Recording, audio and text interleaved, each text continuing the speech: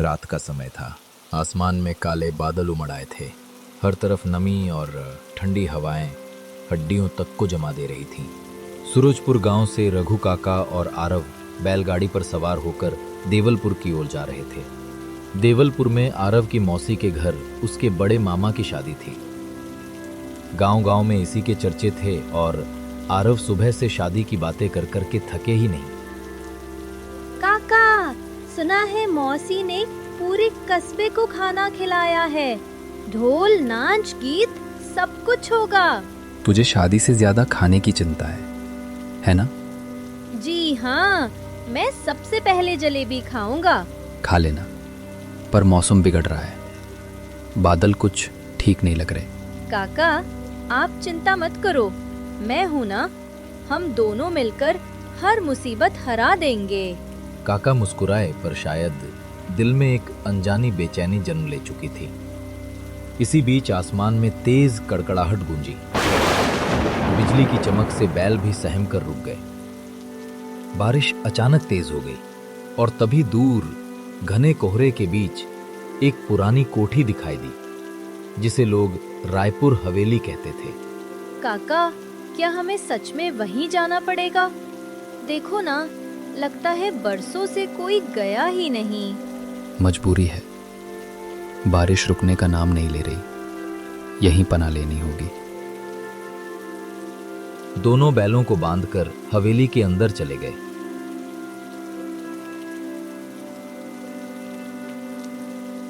दरवाजा धक्का देने से ही चीखता हुआ खुला। अंदर अंधेरा, दीवारों पर मोटे जाले, हर तरफ सीलन। उनकी सांसों की आवाज तक सुनाई दे रही थी। काका, यहाँ तो बहुत अंधेरा है और ये सिलन की बदबू। क्या हमें आज रात यही रहना होगा? बेटा, मजबूरी है, बारिश रुकने का नाम नहीं ले रही। यहीं पनाह लेनी होगी। अचानक अंदर के एक कमरे से हल्की रोशनी झलकी। वे दोनों धीरे धीरे उधर बढ़े।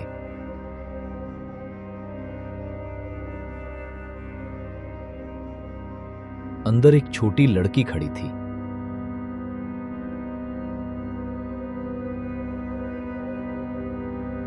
हाथ में एक पुरानी गुड़िया लिए और पास में एक बुजुर्ग औरत बैठी थी। औरत की आंखें गहरी, लाल और रहस्यमयी।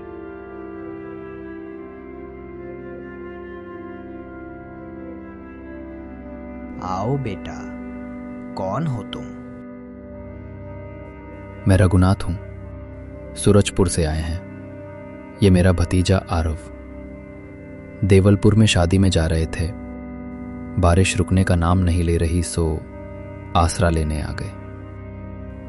अच्छा किया। ये हवेली पुरानी जरूर है, पर आने वाला कभी खाली नहीं जाता। हर मेहमान यहाँ अपनी कहानी छोड़कर जाता है।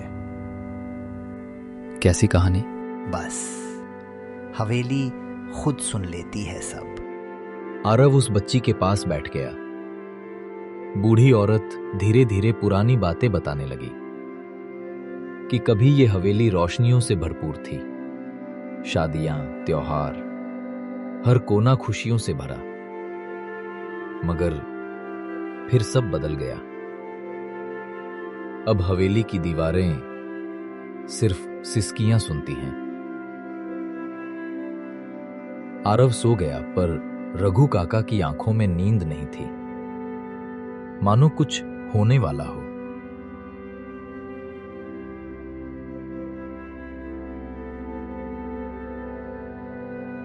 सुबह दोनों ने हवेली छोड़ने का फैसला किया। जाते समय लड़की धीमे से बोली,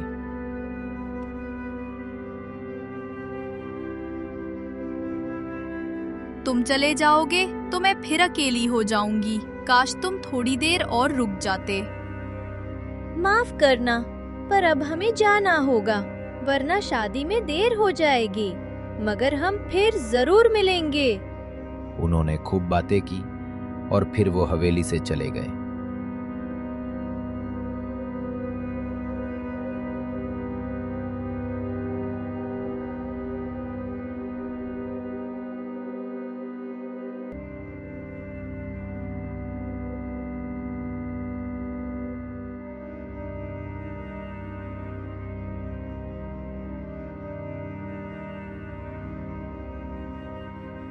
काका, वो छोटी लड़की कितनी अच्छी थी और उसके साथ खेल के मुझे बहुत अच्छा लगा।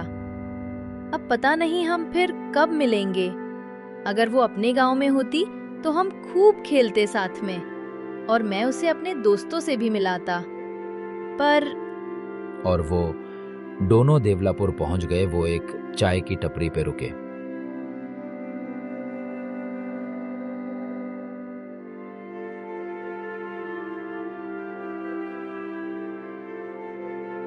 अरे आइए आइए बाबूजी, आप लोग बड़े थके लग रहे हैं। क्या हुआ, कुछ परेशानी है क्या? अरे हाँ भाई, कल रात को सूरजपुर से आते वक्त बहुत ज्यादा बारिश के कारण वो हवेली में रुके थे और वहां पे नींद ही नहीं आई। आपने रात गुजारी रायपुर हवेली में? अरे वो तो शापित है। वहां एक बच्ची और उसकी दादी की आत्माएं भटकती हैं। जो भी रात बिताता है उसकी जिंदगी में अनहोनी होती है। लघु काका का दिल धक से बैठ गया। हाँ, वो हवेली बहुत अजीब थी।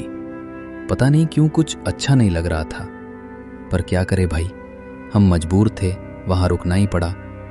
हे भगवान, कहीं वहां पे हमने जो देखा वो दोनों वही तो नहीं थी। आप लोग एक काम करें, आप लोग तुरंत सरपंच जी के पास जाएं। इस गांव में सिर्फ वही है जिसको इसके उपाय के बारे में पता है। अब वही आपकी जान बचाएंगे।